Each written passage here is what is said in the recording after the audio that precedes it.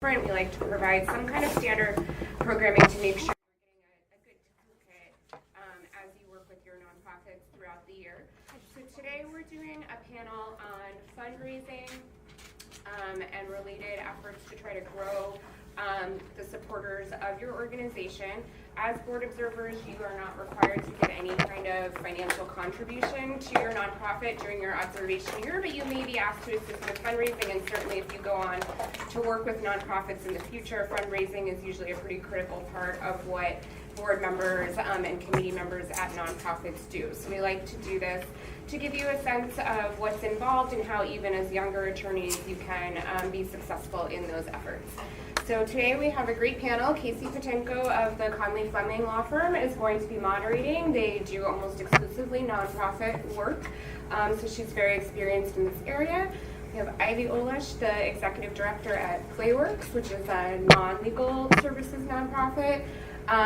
Debbie Gross, who wears many hats, including former Chancellor of the Philadelphia Bar Association, and she's also been a board member of the Bar Foundation for many years, is currently really helping to spearhead fundraising efforts to get our Equal Justice Center building off the ground. And Lisa Verges from Community Legal Services, who is a fundraising and development guru and who has been working with our board observers for many years, basically since the program began. So with that, I will turn it over to Kayci to get started, and you all should feel free to chime in with questions as we go. This should be pretty informal. So just to kick it off, if we could each just go through, give a little introduction about your role at the organization you're in now, how long you've been there, and if you happen to be involved in any other nonprofits on the board or in the past, if you want to talk about that briefly. Want me to start? Sure. Hi, I'm Olesh. I'm the executive director of Playworks Pennsylvania. I've been the ED of Playworks for the last 2 years. As Neela mentioned, we are a non-legal services nonprofit here in Philadelphia. We work to improve kids' health and well-being through play like at recess. So we use play as a tool to teach kids social and emotional and life skills. We do not have a board observer this cycle, but we did last, who just joined our board full-time for this year, so we're really excited about that. And then I've served on several different boards over the course of my career. I currently am on the executive committee as board secretary and chair the governance committee at Smith Memorial Playground. And I also serve on the advisory board of Mural Arts Philadelphia. I'm Debbie Gross. I am currently a trustee of the Bar Foundation, have been that position for probably 15 years now, was a former president of the foundation, former chancellor of the Bar Association, on a number of nonprofit boards, VIP, PhilCop, Mural Arts Advisory, a lot. And currently practicing law somewhat, doing commercial litigation. I'm Lisa Verges. I'm the development director at Community Legal Services. Probably you guys know as much about them as I do. It's an 8-unit, 2 or 3 project civil legal services firm that has 115 employees, 57 full-time attorneys, a budget of $12 million, 2 offices. One we own at Broad and Erie. So my role in the organization as part of the development team is to work with individuals and gifts that are leveraged by relationships with individuals. So gifts from law firms usually require 2 people to have a good relationship for that to happen. And I'm not so involved with the institutional giving side, even though that's a bigger chunk of the pie, but this is what's growing. I've been there a little over 7 years, and I have been on a couple of boards. You know, when you're a career development person, it's like if you're a CPA, you know if you're going to go onto a board, they're going, great, we need a treasurer. So like if I want to do also fundraising in my volunteer life, I can join a board, which I've done a couple of times. I served on the board of my local YMCA, which was a great experience, and it taught me a lot about how much board members can accomplish. And it's kind of like having a flaming sword that you don't have when you're get one of these when you're on the payroll. And I was a founding board member and past president of head of the Schuylkill Regatta, which is a tiny organization that turned an annual event into a 501c3 and finally hired its own executive director and is paying that person. Hi. Late people tell a joke. What have you got? What's that? The late people get to tell a joke. Ooh, No, actually, I hate role play. Just take a seat. But try to sit up front. It's better for fundraising. Great, thank you. So we'll start with you again, if that's okay. And if you could talk a little bit about how your organization, the fundraising is structured, who does it, if it's the board, if it's a committee, and maybe talk a little bit about the size of your board. Well, Community Legal Services has 36 seats on the board, and I won't drill down on this, but afterwards, anybody who really loves governance and tricky bylaws stuff, talk to me, because we have an overlapping board structure with our sister organization, Philadelphia Legal Assistants. So we have to select most of our board members in concert. We do our fundraising, well, let me tell you about the revenue budget. 70% comes from state and city contracts and grants, and those are primarily negotiated by our executive director and other people doing scads of the substantive work that can speak to that. About 20% comes from institutional giving, private foundations, Pew and so forth, and again, that's a line of revenue development that has been in place longer than really robust individual giving at CLS. So there you've got about 90% of the revenue coming in. But I believe that gifts from individuals are where most of the growth can happen. So that's where I am focused. It has been growing over the last 10 years or so. We had a big boost having a capital campaign, which was started before I came and finished after I got there. I like to say the easy part was done, but and that really was a rising tide that lifted boats throughout the organization. We have a law firm effort, we have an effort to reach out to individuals, but then our institutional giving has a team of 2 professionals on it all the time doing that type of work, including compliance. So I do fundraising for the Bar Foundation currently in 2 different aspects. So the Bar Foundation has 25 attorneys, it has an executive director, it has additional staff. The foundation itself gets almost its entire budget from fundraising. It is an organization, as you guys know, that gives grants to 38 different legal nonprofits. So we used to have 2 events. So we were an event-based fundraising, actually more than 2 events, probably 3 or 4 events, but 2 big events that we had were events-based fundraising. It took a lot of time.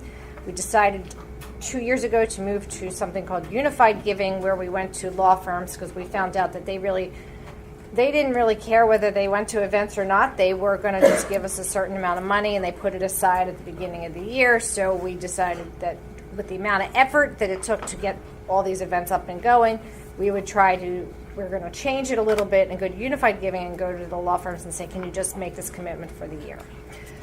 We did that also because we are currently working on an Equal Justice Center. The Equal Justice Center has a massive capital campaign, which will be a $50 million over 5-year total campaign. So I am mostly heading up that campaign. Fundraising is really, fundraising to me is connections. It's networking, it's meeting with people, that's how you go about doing it. It's it takes you out of a comfort zone to ask people for money. That's always uncomfortable. I mean, now they have people on the streets just trying to run into you to ask for money. But for certain things that you have a passion for, it is something that you can dig down and do it. I also have run my synagogue's capital campaign where we raised $8 million. And, again, we didn't have any professionals that helped us. It was a group of people who got together and helped, figure out what we wanted to accomplish, what was the story that we wanted to tell, and, worked that way. So our board has 16 members. We're a little bit of an anomaly because we are part of a national organization, all with one 501c3. So we have a fiduciary board that sits at our national org in Oakland, California, and then each of our regions has their own regional board as well. So our regional board has 16 members.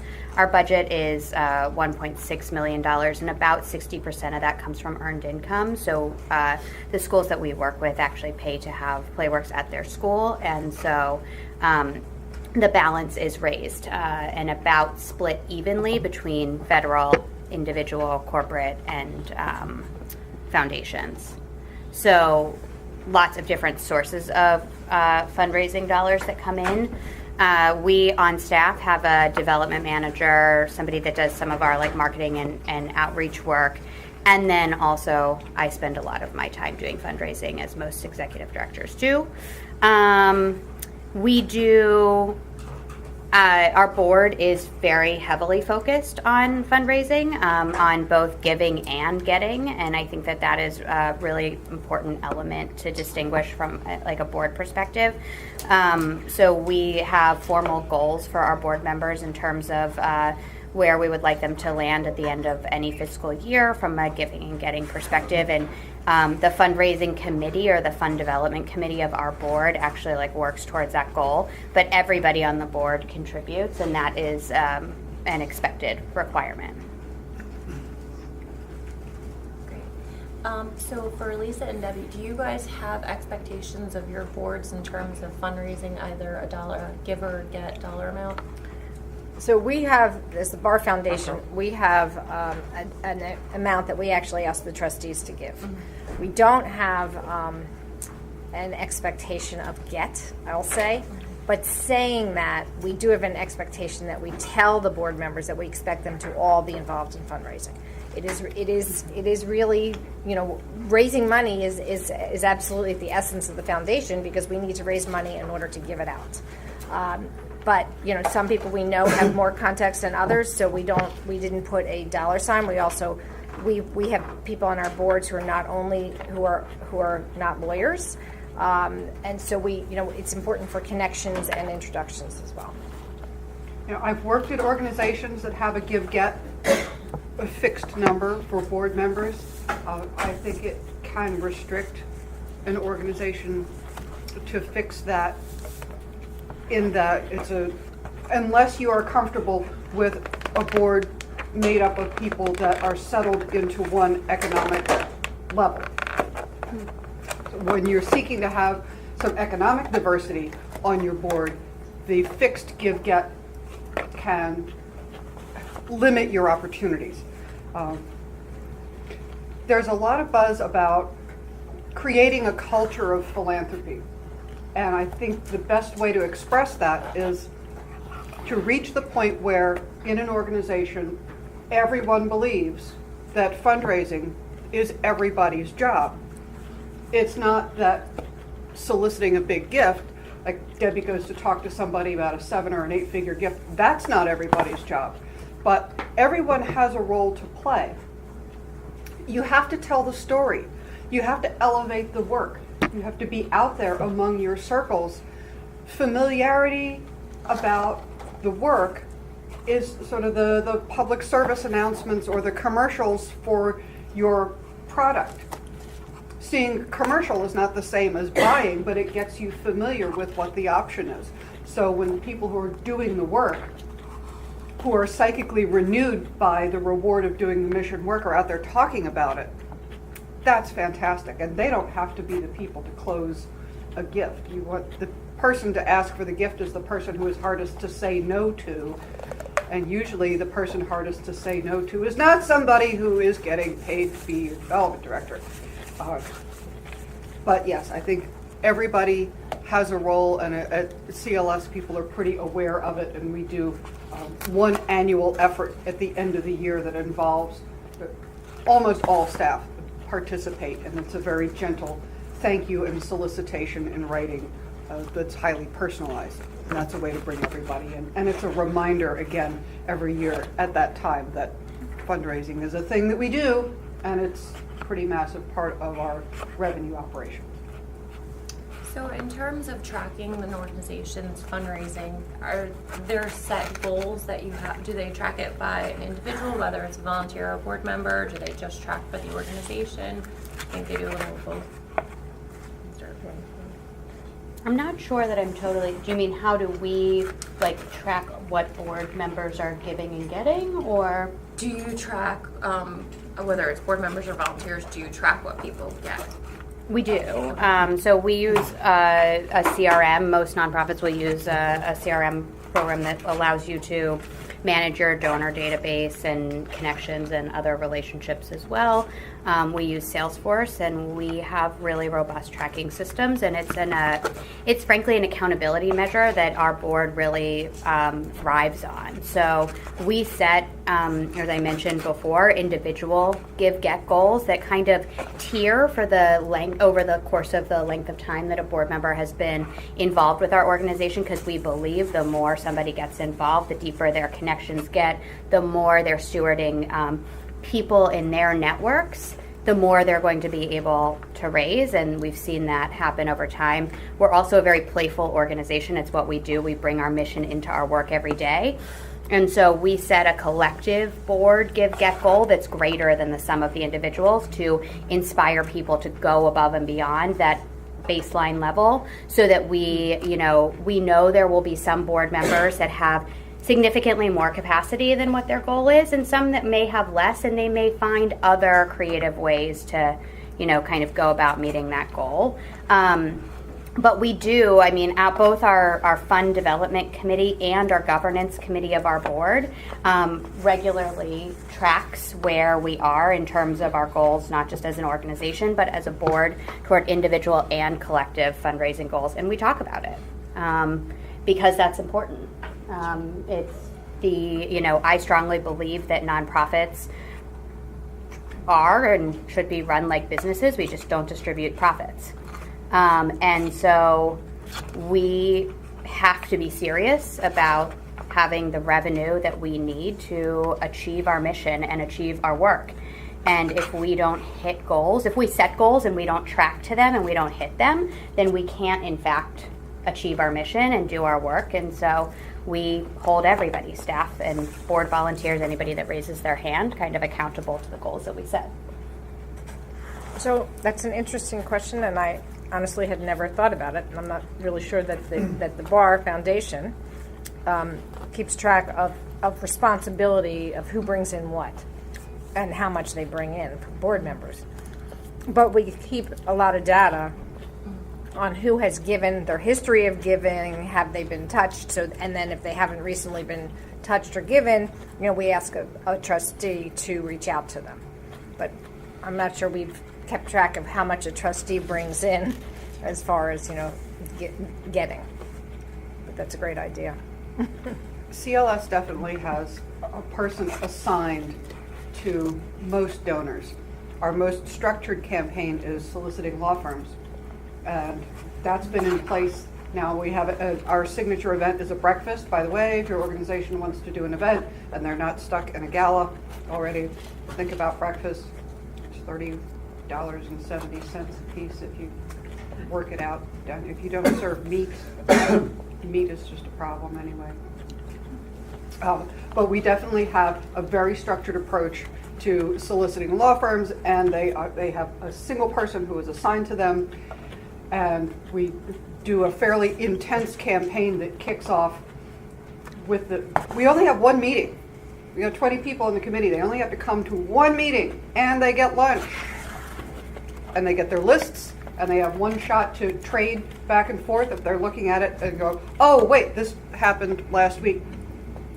I'm involved in an arbitration, and this person, the firm that's on this list is representing a claimant in this case. I cannot solicit them this cycle.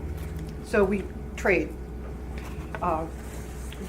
And that kicks off in March. Most of the fundraising is done in about 6 to 8 weeks, and we just wrap it up. Individuals are continuing throughout the year. We focus in the last quarter of the year. 30% of all of our gift volume happens in the month of December. That's individual giving. So for the other organizations, do you have one fundraising meeting also? Do you have multiple meetings throughout the year? And how are they structured? Are they part of a regular board meeting, or is it a specific meeting just for fundraising? So since fundraising to me is the essence of our board, we actually discuss it at every board meeting. Okay. It is a portion of the board meeting. We then have, when we had events, we had separate, meetings about the events and fundraising. But it is a crucial part, and it's a time when people can discuss ideas and brainstorm. I am a firm believer that you learn more and get more ideas from a discussion as opposed to, having somebody in a room and making phone calls. Because you hear, when you make a phone call, you hear from somebody of well, this may not be a good time for me, or this isn't my firm's policies, and so we learn from each other. So it's really, and you get ideas about who to call. I didn't think about calling my friends who are interested in this, because fortunately for the Bar Foundation, or I think it's a benefit, we have 38 really different kinds of legal nonprofits that we support. So we can figure out, what if something is interesting to one entity is interesting to one person, we can tailor our conversation to that. But what's also really important about the Bar Foundation is that we give grants that are completely unrestricted. Yes. And a lot of nonprofits, when they get money from institutions, from city or government entities, have restrictions on a tremendous amount of restrictions on how they can use money. They have a lot of reporting requirements. We don't have that. So that's why the Bar Foundation's fundraising and grants are so important. And so appreciated. Because you have to pay for things that, foundations get very excited, like, we will pay for, you can use this toward lawyers' hourly time. Well, what about the paralegals? What about the support staff? What about the materials? What about occupancy and carrying costs? What about benefits? You can use it to salary. How much is salary? I will give you a flat rate of salary. Well, benefits at CLS are amazing. So where's that other 30% going to come from? You have to have solid stream of general operating. Our law firm giving is unrestricted, and we really try to have our individual giving completely unrestricted or budget relieving. If it has to be defined as something, we seek to define it as something we're already doing. We're taking out a general operating so that it is in effect an unrestricted gift. We do talk about fundraising in every board meeting. I would recommend that every board talk about fundraising. I mean, especially when you're a fiduciary board, it is your fiduciary responsibility to make sure that the organization is meeting benchmarks and inching toward its goals, and fundraising is a big part of that revenue conversation, whether revenue's coming in from other sources or not. So having a full accounting of what pacing looks like is really important.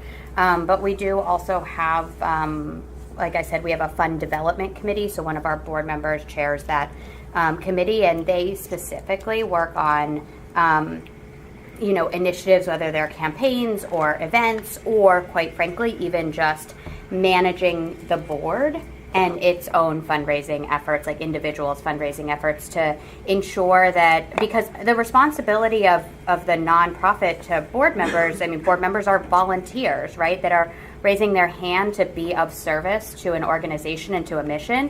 And so our responsibility as a nonprofit is to make sure that board members have the tools and the resources and the skills and knowledge and all that other stuff to do the fundraising that we ask of them. And so, the Fund Development Committee also thinks about it from that angle. Like, does the board have the tools? Like, for example, next week we have a 4-hour-long meeting with that's being facilitated by a fundraising expert who's coming in and walking our board through the various stages of fundraising and really, as you mentioned, developing that culture of philanthropy and having a holistic view of what fundraising is, because fundraising is not just asking for people for money. In fact, that's a very small portion of what fundraising is. Most of fundraising is identifying potential people and cultivating relationships with them and inviting them to things, and then after they give, thanking them and keeping them in the loop, sending them articles and information,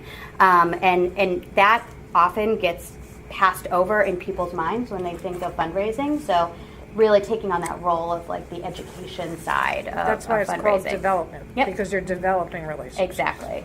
It's not just the ask. And oftentimes it's a staff person that actually makes that ask, unless there's a board member that feels strongly that they want to. So, yeah. So Or can be persuaded to. Sure. That's part of our job. in terms of training for fundraising, I know you just said you bring someone in to help out. How often do you do that? And is it mandatory for anyone? And then for the other organizations, I'd like to hear a little bit about what types of training you might have. So building a culture of philanthropy has been a priority of mine in the last 2 years that I've been there. So our board is somewhat unique because when I started, I kind of rebuilt it. And so a lot of people, between 60 and 70% of our board is pretty new since I started. And so we've been very focused on education and kind of building that solid foundation. And so this year we'll have 2 fundraising retreats where we talk about and build kind of the skills and knowledge and capacity around fundraising. But I mean, frankly, most of the boards that I've ever served on, like that has not been a focus area. There has never actually been any professional development around fundraising, and I think that's a major missed opportunity because it is a job, right? Like we wouldn't expect people to be great at, doing any cutting hair if they've never been trained how to do that, right? So we can't expect anything differently from board members. And I agree with Ivy completely. So, we were just having that discussion this morning at the Bar Foundation that we have a lot of new trustees. We need to actually have a discussion about fundraising, how you go about it. We did have for the Equal Justice Center we have some development consultants. We have done we have sheets that give information about how you ask. We've done a little bit of play acting. I have done that before, but it is not something that comes natural to everybody. I mean, you'd think, oh well, you're a lawyer, you know how to ask questions, you know how to network, but there is a trick to fundraising, and it is a cultivation, and it is listening to someone to hear what interests them so that you can sort of hang on to that. Mm-hmm. So I think that, a training program is a great idea, or a discussion at least about how you go about doing it. Because CLS's program to raise money from firms has been in place for decades, and we work hard to retain people who are successful, and honestly, when they're successful, they want to come back the next year and also be successful. We have a lot of stability with that group of volunteers. So at our kickoff, I try to add a person or two every year because there will be natural attrition. That's a group that's grown now to about 20. We do a refresher at that kickoff, but we have also periodically done a bigger group effort for the full board and also other volunteers that are connected with the organization. So we were bringing in, I guess we did one 2 years ago with a consultant that I've worked with in my volunteer teaching life. And that was board and leadership council, our law firm fundraisers, and Justice Rising advocates, and I'm sure our board observer was included in that. And that's an overview of fundraising, like what it is, how it works, how you can be involved. And we do some role plays, which not my favorite, so I am really dedicated to making that a good experience because nobody wants to sit there and have to make stuff up about something you're learning because you don't know how to do it yet, and they tell you to go up there and show everybody how it's done. But having been in this business, in this sector for 35 years, everyone was born after that, right? Okay, fine. It was before email, y'all. Anyway, most of the time, until this job, I've not worked with a group that is primarily attorneys. And when we talk about when fundraising comes naturally to some people, those are usually, in your world, those are the rainmakers. Those are the people who are like, they can't stay in the office, they can't sit still, they got to get out there, they're meeting people, they're glad having you. The downside to that personality at its worst doesn't listen, conflates, forgets, goes at a high speed, needs a ton of stimulation, so is usually, if the person is in the charitable sector, she's involved in this board and working on this reunion and this other thing over here. The joy of working with attorneys who, other than the Rainmaker profile, is that you all ask a lot of questions and you don't go forward until you have a clear answer. And when you have a clear understanding, you get your questions answered, you have a level of confidence that you have built in layers, and when you get there, you know that you're there, and you don't have that terrifying feeling when you're reaching for the phone. This is how it feels for me when I'm not prepared.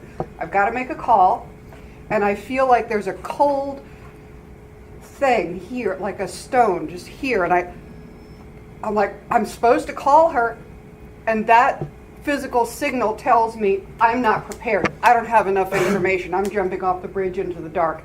And so my job is to make sure none of CLS's volunteers feel that way, that they are supported, they have plenty of information, and I will hang in there for the learning curve that careful, thoughtful people like you naturally demand in your work, and it becomes an advantage. And also, because overstimulation for most of you is not your home place, your organization will probably not have to share you with 2 or 3 or 4 other organizations. You'll probably get very invested in one. You'll really know it and understand it and stick with it and be able to build on that and be a wonderful asset for your organization for years to come. I just want to say that the to get people comfortable to make asks and do fundraising, you not only need to know what you're asking money for, but you actually need to know a little bit about the person you're going to ask for money. So yes, you may know them in a legal capacity. They may be a fellow lawyer, but you should actually do research on that individual and see what their interests are. Do a Google search, see how where they live, how many kids, whatever pictures show up. It's not just knowing about the organization because you have a passion and you should have that knowledge, but it's also trying to get to know better the person that you're asking for money. And if there is a development person on the staff of the organization, say, I need to ask Judy for this gift, give me a profile. Give me context. And that person, the professional, should tell you things that are publicly available that will give you some signals about that person. Where does that person live? Are there children? Where did that person go to school? Is that person partnered? Is that person showing up involved with other organizations? If you see someone who's making a charitable gift to one or more organizations, it's not like there's going to be no pie left for your organization. It's a positive sign. If someone is charitable, they're much more likely to make a gift than if you see this, you're running down this person and you're like, wow, he is not showing up on any donor list, any board list, nothing at all. All of the pie is ours. Probably not. Probably not. Just like there are people who give of their own volition, there are also people who are just not turned on by it. I think the other important distinction point as folks are considering board service in a variety of different kinds of organizations is that it's the way that fundraising looks, the strategies behind it, the approaches to it are very different based on the organization, who you serve and who your audience is and who your stakeholder base is. So if you run a legal services nonprofit that mostly draws from the legal field, you have a built-in donor base, right? Or if you're fundraising for a private school or somewhere that has a built-in donor base, you have a really clear idea of who at least a starting point of your audience You have is. alumni, you have grateful patients. Exactly. You have camp parents. Exactly. Right. For an organization like ours, we serve 15,000 students in Philadelphia that are, majority going to, Title or entirely going to Title I public schools, coming from communities where there is not a lot of like philanthropic power, right? So we don't have a built-in donor base that we can target and say, oh, so from XYZ schools, we can look at these parents or, these alumni. That doesn't happen. And so the strategies are a little bit different, right? And the way that you approach donors and the way you think about what's going to resonate with somebody, resonation around like, for an alumni of a school, that conversation looks totally different than somebody who you then start talking about childhood and what was play like. Do you remember recess? Were you bullied as a child and you not want that for other kids? Or did you have a great experience and you want to make sure that kids now that don't have access to great play experiences actually have that as they grow and develop? And so it's important to like keep that perspective as we're all talking, because I think that the way you approach as a board and as an organization, you approach fundraising is completely different depending on what the cause is and what the stakeholder base is.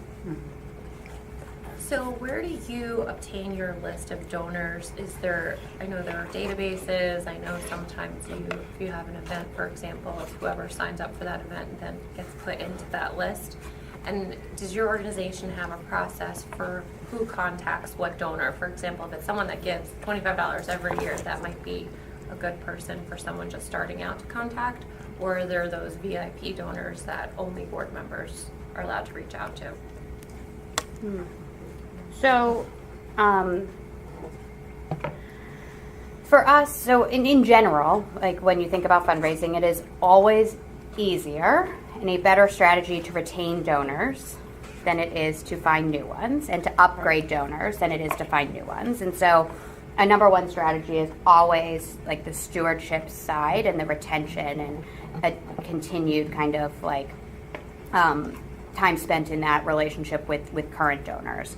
However, there's always going to be attrition, and organizations likely grow year over year. I know our organization does, and so we're always having to add new people. And a lot of that cultivation phase of finding new donors for us comes from those who are already in our inner circle.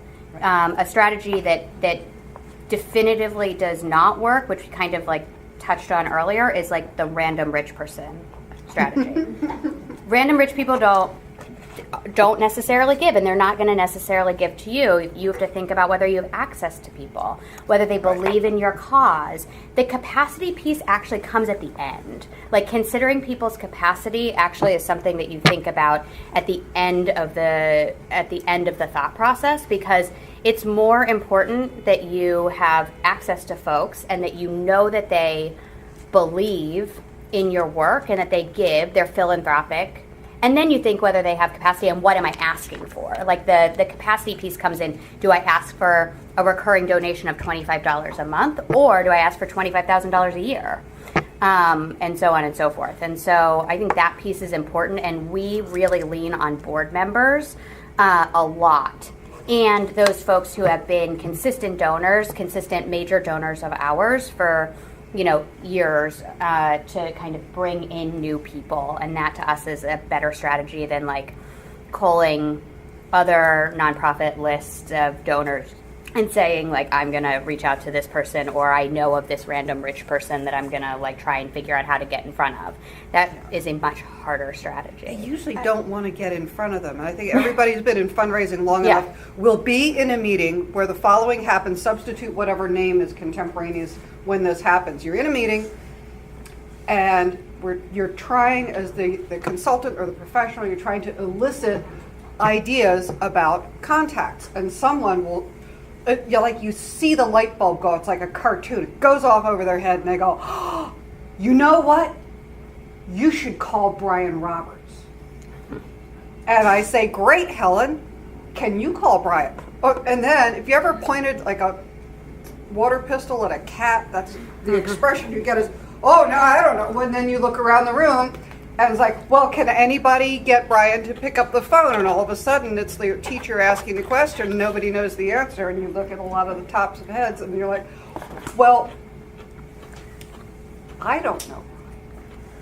And I don't think that a random development director calling up is going to get through to anybody other than be told by the gatekeeper to the gatekeeper, please look on our website for our foundation that has these restrictions and you can apply for a community grant. So that's, you have to be ready. It's so hard to, I don't know, when you're tired and cranky, it's hard to be gracious when somebody comes up with that for like the nth time. You should call Oprah. Well, stop it. I just think about it from this like angle, and you may have experience in this, like as attorneys, as younger attorneys, how often are you solicited in your office from a random person you've never heard from like Northwestern Mutual or whatever, trying to sell you something because you work at a firm and they're like judging based on maybe what your salary, like that is the equivalent of anybody cold calling anybody else and just making a random request. Now, if your friend told you, hey, I worked with such and such provider and they were great, and if you're ever looking for XYZ service, you should consider them, you might call them, or when they call you, you might answer. It's the same with fundraising, right? Like it is. And a lot of it is your contacts, your own personal contacts. So when the Bar Foundation has a retreat, it asks for people's, interests, literally, and contacts. Where'd you get your car? Where'd you, where do you live? Who do you know? Specific tailored questions, but it helps your thought process as to, I go to this car show every couple of months, and I have people who are interested in that. But the only other thing I would say is I wouldn't underestimate people who have capacity to give. Mm-hmm. You may not necessarily know them real well, but if you know they have capacity and they have an interest, somebody else on the board may. So it's important to say, I know of this person. I think they could be interested. I'm not really the good to be the introducer, but does anybody else here have it? So, I am looking for big 7-figure gifts. And Larry says, I have season tickets next to him. I see him at the Sixers all the time. Right. And there you are. Right. So it's important to have a discussion. Everybody's ideas are really important. Don't assume that the fundraising development person knows this and has tried and hasn't succeeded. Yeah. Assume that everything's a clean slate and that an idea that you have could lead down the road to another person, another trustee, another board member, another friend, knowing somebody else. So that's why I say discussion is really important. Yeah. And we, one of the practices that we do in our board is, just as on the staff side is, we have our own wish list, right? Of the people we would love to figure out how to get connected to, or of the foundations we're considering applying to and looking at their trustees or yada, yada.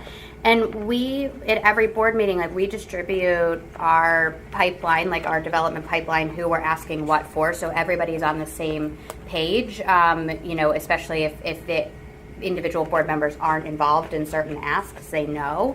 And then we also include that wish list. And you never know when someone sees that name and goes, okay, now I can build that into my portfolio, into my list of folks that I'm thinking about cultivating and then stewarding. And so one of the boards I was on, a legal nonprofit, circulated it, spent one of the board meetings, only 4 board meetings a year, but spent a board meeting distributing lists of foundations, right? That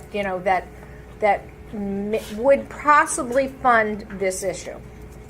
And we all, the board members sat down there, flipped the pages, had a discussion as to who would know which foundation, who would know people who knew that foundation. It's so important to the lifeline that, it's worth having conversations. Yeah.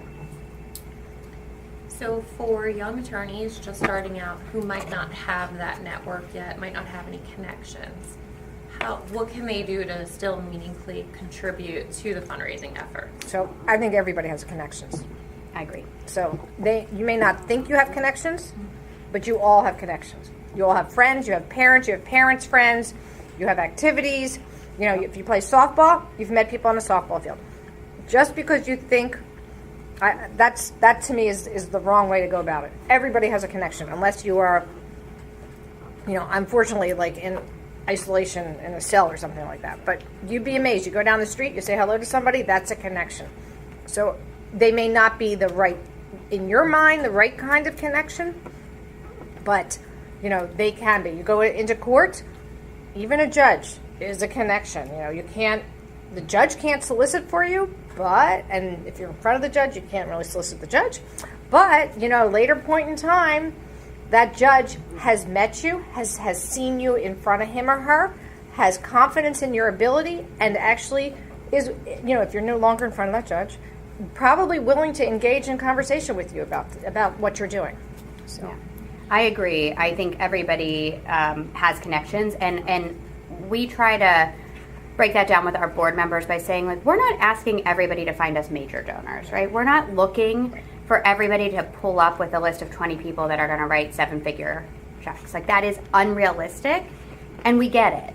And frankly, like, there are some, sometimes your largest donors come from initially making a $100 gift.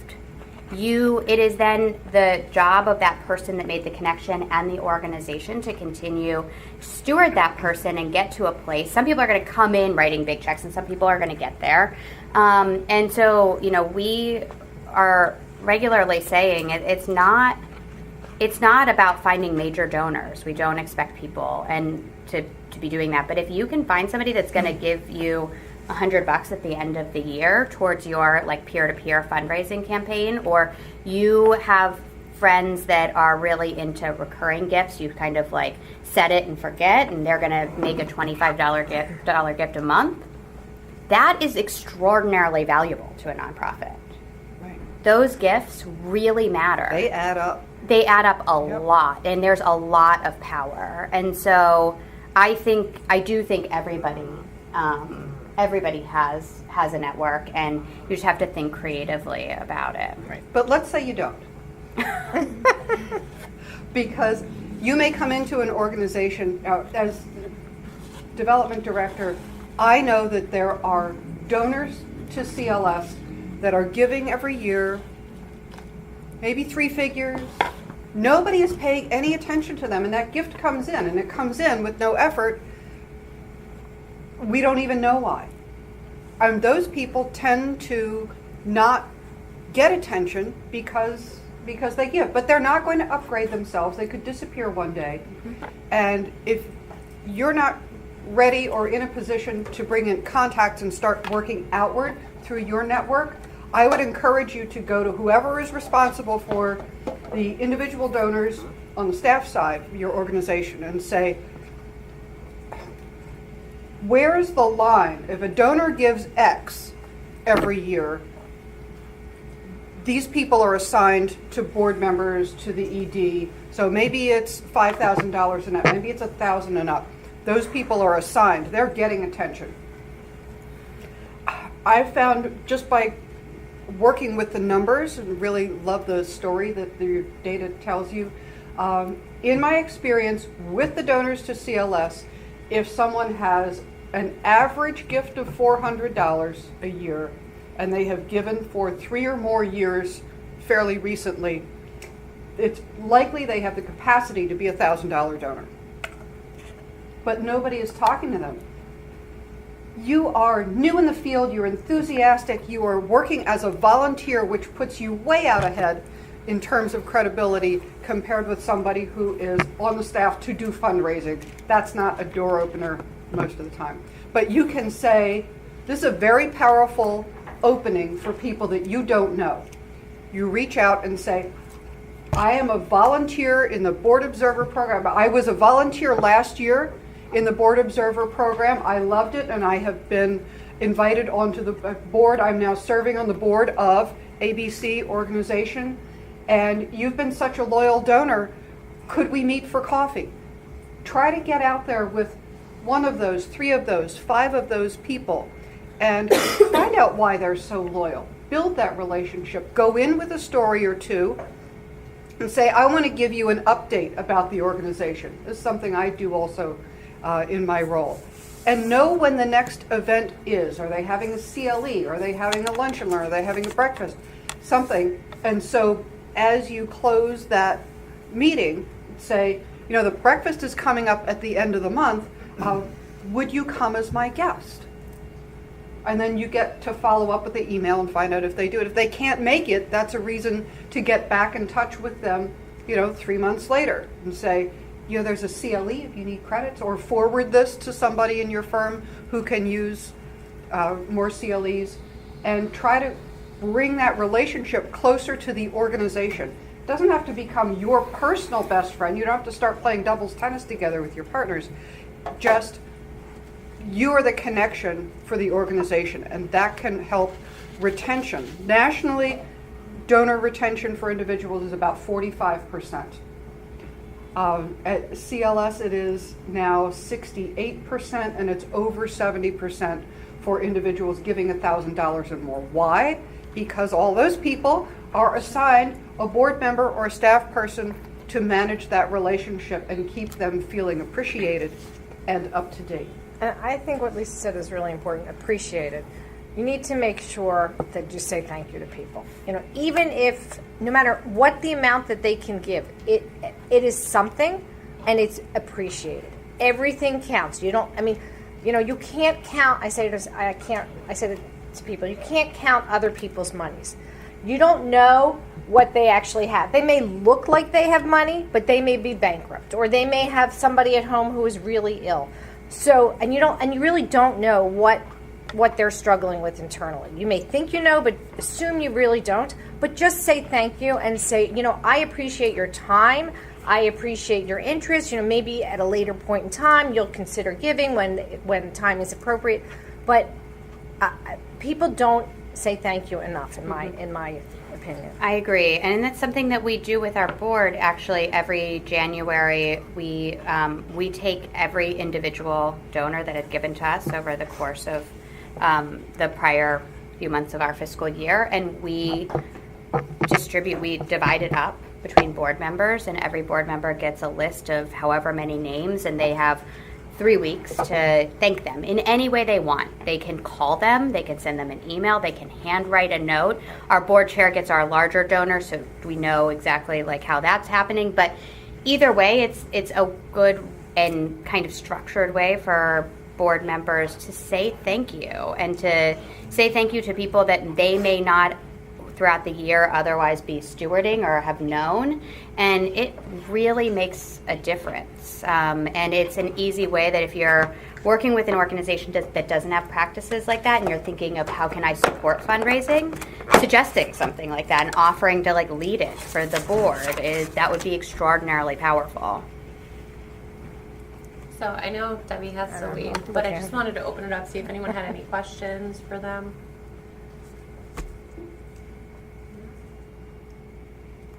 Thank you guys very much. It was super helpful, very informative. Thanks for having us. Thank you.